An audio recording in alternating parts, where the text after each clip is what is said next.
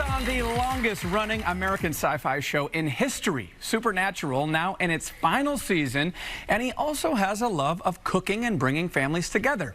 His new book is called The Adventurous Eaters Club. Welcome, Misha Collins.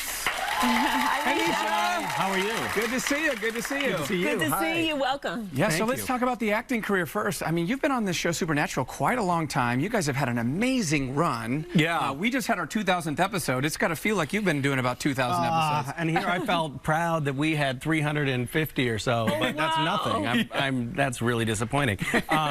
Yeah, I mean, we've been on the air since we were children, and now we're old men. It's a really kind of strange thing to see. We occasionally will flash back to one of the first episodes of the series, and we look like totally different people. Isn't that something? And it's really disheartening. Yeah. Yeah. You're getting better with age, because we do the same thing. We actually cringe at our first episodes. But is it sad that it's going away for you? Yeah, it's a little sad. You know, we love working on the show, and we have a great cast and crew and incredible fan base, and you know, and we're all going to be unemployed afterwards. So there's some, you know, downsides to ending the show. You won't be doing too bad because you've got the fabulous cookbook. This is right. I'm trying to hedge my bets. I'm trying to like forge a new career for myself after Supernatural. So it's a funny segue to go from like killing demons to family cooking, but that's what I've been doing. Well, no, you're just feeding the little demons. Yeah, right.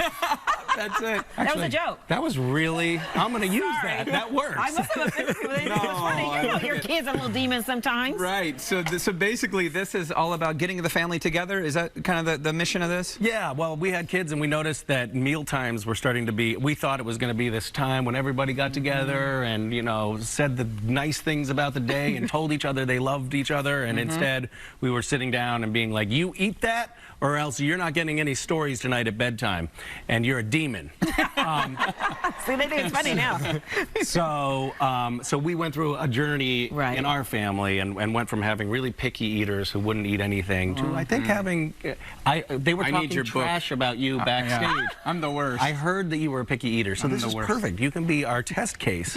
Yeah, is this the thing you're trying to get kids to try some foods that they normally wouldn't? Like, what are some of the things that we're going to see in the cookbook? Yeah, I mean, one of the main things that we focus on, this is part cookbook and it's part field guide for transitioning picky eaters into eating a variety of healthy foods. Right. So one of the things, what we have here is an array of snacks that are, you know, easy and fast, but also very healthy. Well, let's walk through them. Okay. Let's walk through them, Misha. What do you want to start with? Well, let's start with this because it's pretty simple.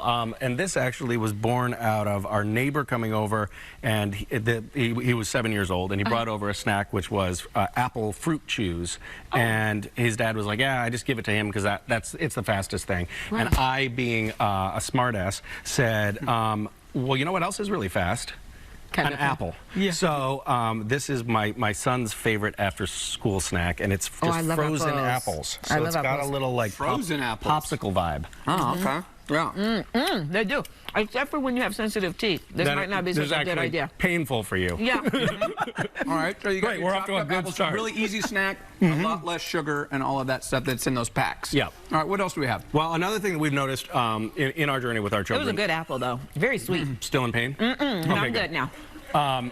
So the more the kids are involved in the preparation of foods, the more they want to try the foods. Right. I have two. So I have a 17-year-old and a 12-year-old. Okay. My 17-year-old is a little bit more pickier than my 12-year-old. My 12-year-old will try anything. The 17-year-old, not so much. Well, I don't know why that is. I don't either. Some kids are super picky, and some kids seem to go right in for the sushi. Yeah. Is there a trick to trying to get kids to be more adventurous? Because even me, at my age now, like I'm a little more adventurous, but I'm still kind of scared of certain things. Are there tricks that you can use? Yeah, there are. And one of the things that we talk about in the book is not trying to sneak things into the food. You're not actually trying to trick the kids because they figure out that you're trying to trick them, and then they stop trusting you, rebel, and grow to hate you.